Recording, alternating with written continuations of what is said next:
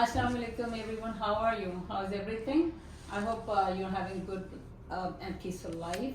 May Allah bless you all the time. So today I'm here with the principal of a middle school.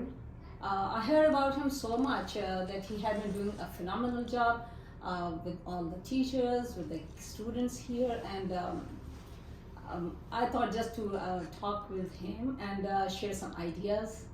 Most probably you would love it. So please share this thing and watch this video from beginning to the end. Don't lose any time. It will be very informative because I also want to have some guidance from him how to, especially for the parents, how to deal and solve all their problems. So here is Mr. Jason Lambert, the principal of middle school. Mr. Jason, thank you very much for this time that you have provided to me to talk to you. And please tell me something about yourself. Sure, no problem. And we'll just go ahead with the other things. Thank you very much for this opportunity. Really appreciate it. So my name is Jason Lambert. I have been principal at Martin Kellogg Middle School in Newington for about 17 years.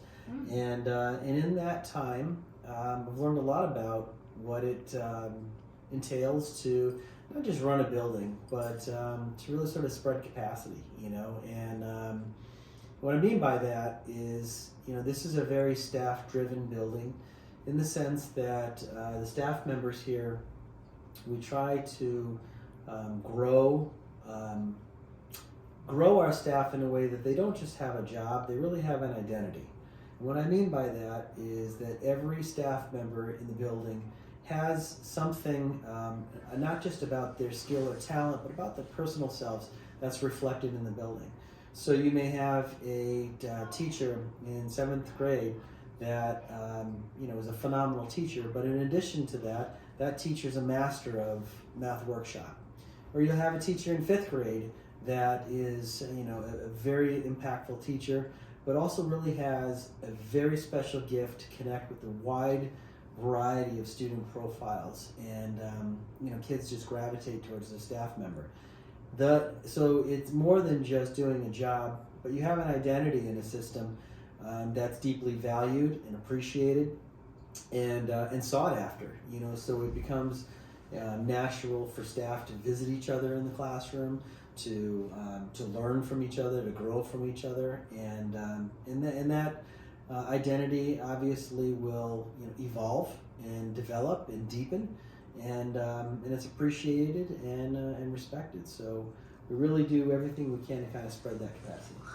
Nice, but I have felt all these things. How you have created so positivity in the school? I mean, everybody seems to be very comfortable, and I was thinking just to learn something out of you, how to keep the kids out of stress. Nowadays, I've seen the kids all the students, they are stressed out in everything. So for the parents even, they can't even handle their kids nowadays. So I thought just to have some guidance from you. We, the parents, need some thing how to handle all these situations, the issues they are having. So how to do this thing stuff at home especially. So Sure. I'll have some guidance from you. Yeah, absolutely. And some of that is obviously in response to some difficult 2 years. Right. You know, but other pieces of that, you know, you find when you're an elementary student, you know, you used to come up from school and you said, how was your day? And you couldn't get them to stop talking, you know. Right. And as they get a little bit older, you know, how was school? You'll get okay, or you know, Yes. maybe if you're lucky, one or two words.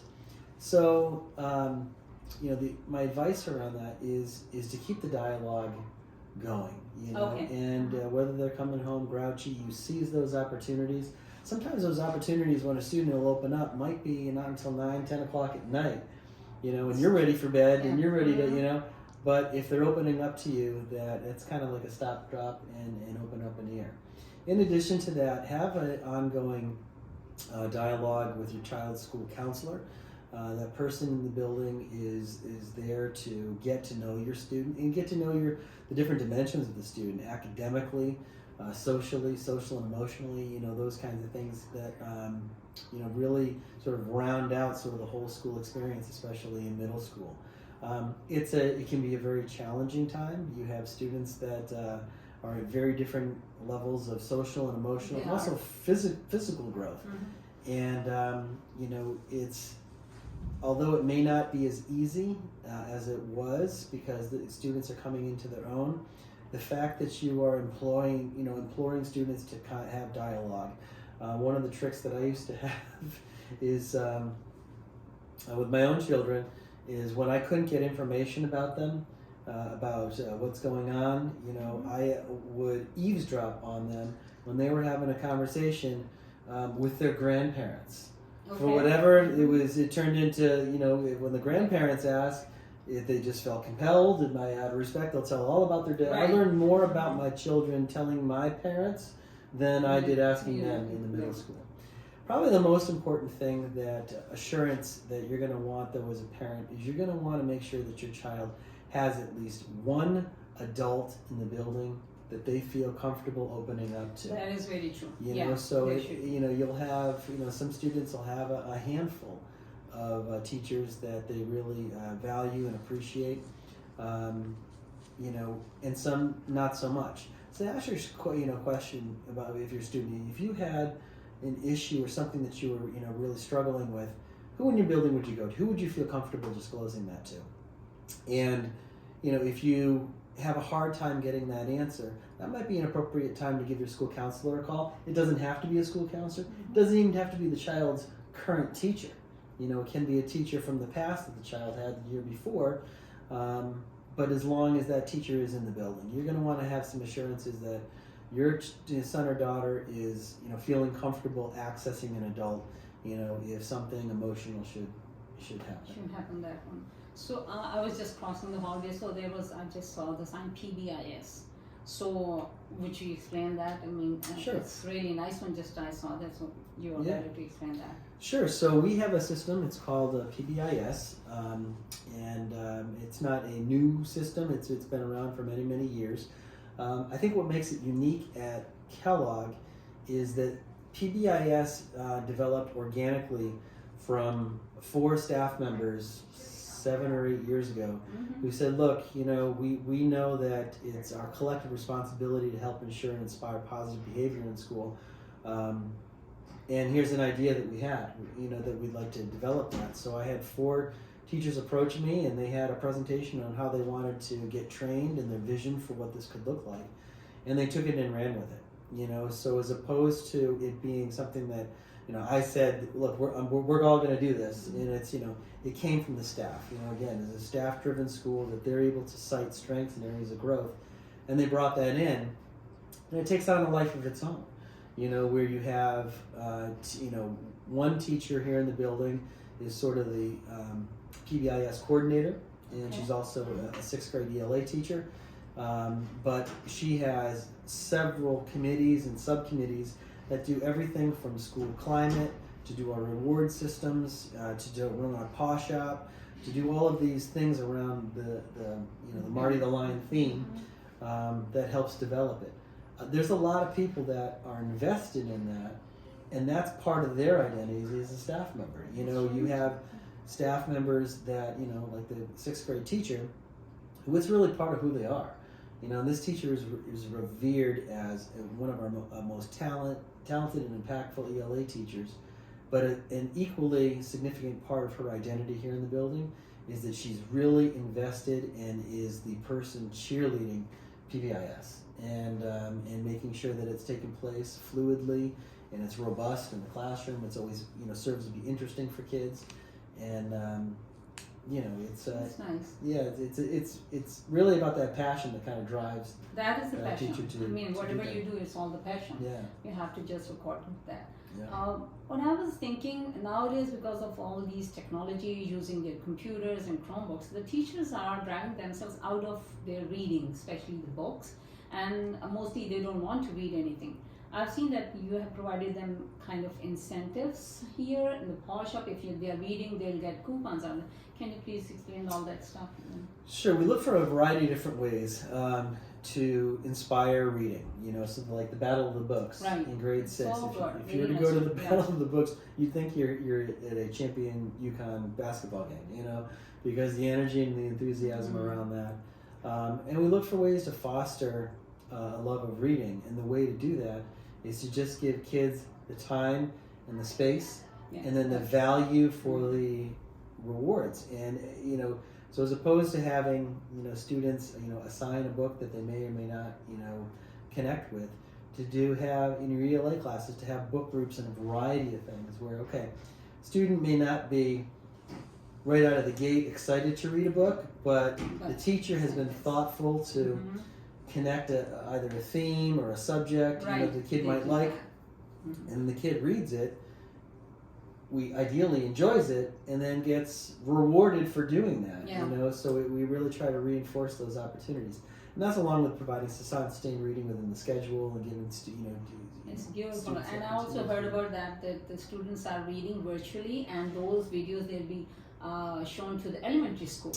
So that is also a nice incentive for the kids to do this stuff.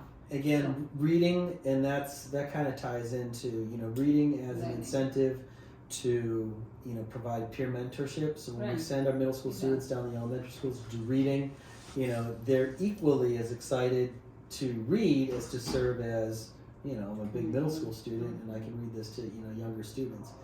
So the combination of those opportunities and intrinsic rewards and just placing value on it goes a long way. Yeah, that is the main part of this.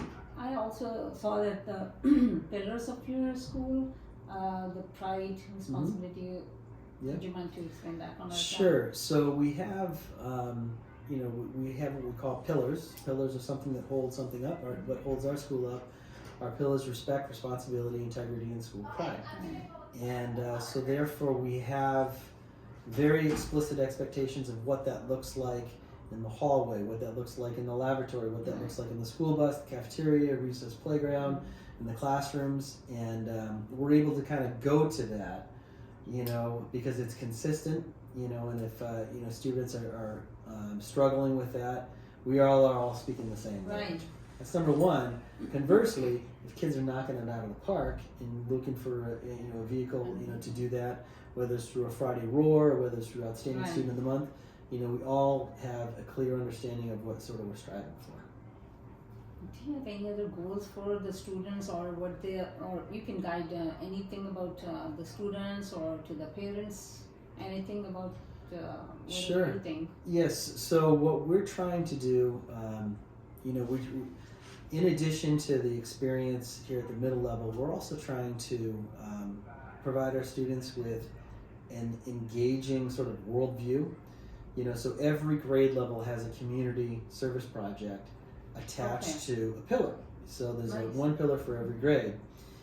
So every grade level for the past 5 years does some type of community service project, giving back to the community. And it can be around Earth Day or Veterans Day or things like that. Grade 7, we did a long walk to water. We had that. For Sudan. So we're trying to give our kids a global perspective, through that community service project work. At the same time as helping within. Our 7th graders go down to the grade 4 this year in preparation for next year, and they meet with grade 4 students that are a little bit apprehensive about coming to the middle school, and they serve as mentors. Like day 1, they get to know each other, they go down, have lunch with them in the spring, get them excited about coming to middle school. So the combination of servitude within the district, our older students assuming responsibility for lifting up younger students is number 1. Number 2, the idea of getting students acclimated in a tangible way where they're doing something to support the needs of people outside of Newington. That have an understanding of what diversity is looking like, and how other people, live in their experiences, and growing to appreciate that. And the kids are also learning about that stuff, but I have seen that as well. Yeah. So thank you very much. My pleasure. Thank you for the opportunity. I'm also thankful to Mr. Jason that I came here. He gave me some time. I hope you have enjoyed this video. Please thumbs up. Thank you very much for everything. Thanks, everybody. Thank you.